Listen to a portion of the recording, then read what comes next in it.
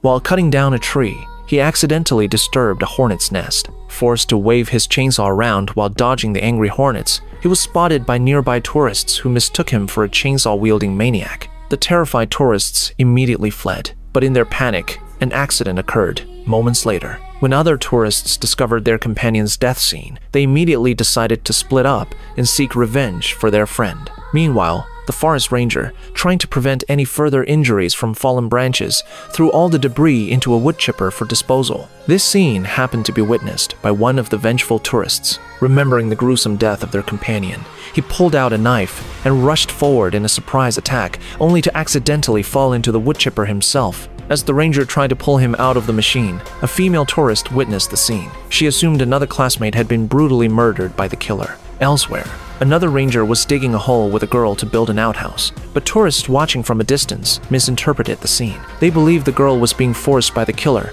to dig her own grave. Unable to stand by, one of them charged forward, only to trip over a rock and fall into the pit, where a wooden stake pierced straight through his body. The two rangers were shocked by everything that had happened that day. Jack concluded that these students had come here planning a mass suicide. He decided to lock away all sharp objects in the cabin and quickly clean up the bodies. If the police found them, they'd be done for. However, just as they were dragging half a corpse outside, they ran into the police. The remaining students had already called for help. They tried to explain that all the deaths were suicides, but the police couldn't possibly believe such a story and decided to investigate inside. Then another accident struck the officer, died right in front of the students. Furious, one of the boys grabbed the officer's gun, ready to shoot these two murderers, but he couldn't pull the trigger. The kind-hearted fat guy reminded him, "You haven't released the safety yet." And then, once again, disaster struck.